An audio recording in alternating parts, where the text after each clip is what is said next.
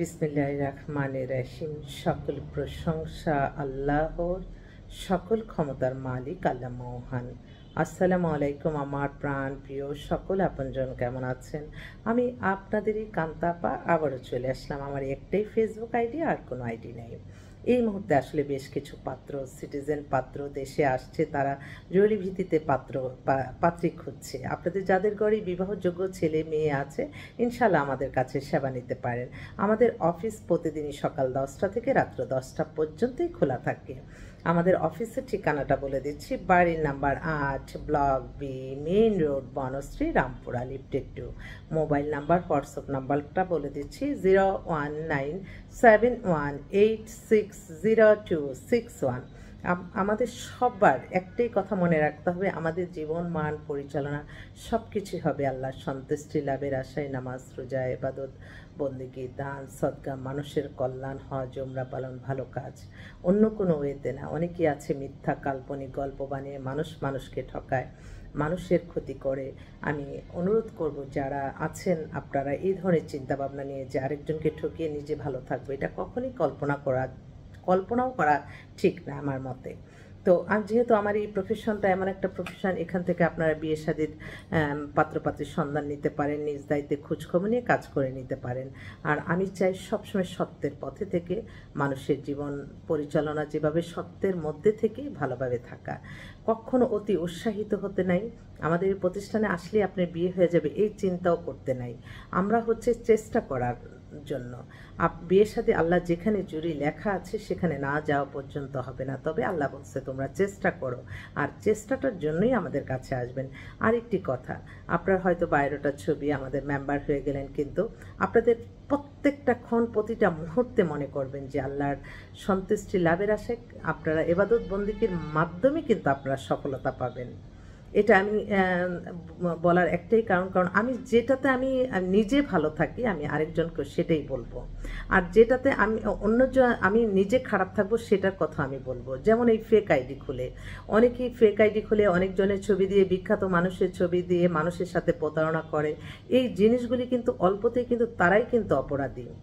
ছোট ছোট অপরাধ করলেই কিন্তু তারাই বড় অপরাধী হয়েছে। আর ফেসবুক এটা একটা রঙিন জগৎ। এই রঙিন জগতে অনেক সময় ফিল্টারে ছবি দেয়, এই দেয় সেই দেয়, এটা জাস্ট নিজের ভালোর জন্য।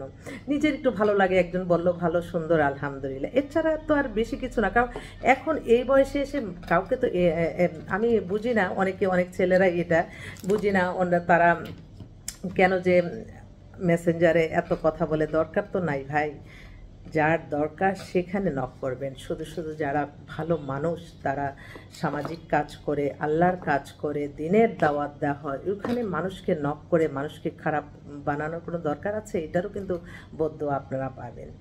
ভালো মানুষের থেকে ভালোই আশা করবেন। এটা আমার জাস্ট একটু বললাম, আমি অভিজ্ঞতা থেকে, আমি সবসময় একটু বাস্তব অভিজ্ঞতা থেকে কথা বলি।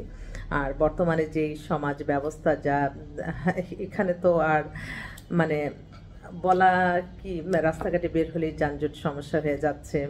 অনেক অতি উৎসাহিত মানুষ, হঠাৎ উত্তেজিত মানুষ, কেন জানি এমন হয়ে গেল এটাই বুঝতেছি না। কেন বুঝে না ক্ষণিকের এই দুনিয়া, ক্ষমতা, অহংকার, এগুলি তো সব ক্ষণস্থায়ী। যতক্ষণ পর্যন্ত আপনি যে চেয়ারে আছেন সেই চেয়ারে বসে আপনি আপনার দায়িত্বই পালন করবেন, অন্য কোনো কিছু না। কিন্তু মানুষ দেখলে মানুষকে মূল্যায়ন করবেন না। যাদের কারণে আপনি ক্ষমতা পাবেন সেই মানুষগুলিকে কখনোই ভুলবেন না। সেই মানুষগুলিকে কখনোই আপনারা কিছু না হোক হাসি মুখে দিয়ে অন্তত তাদেরকে রিসিভ করবেন। কারণ অনেকে আছে অহংকারী হয়ে যায়, এই চেয়ারগুলি এরকমই, অহংকারী হয়ে যায়। কারণটা কি একবার জানতে ইচ্ছা করে।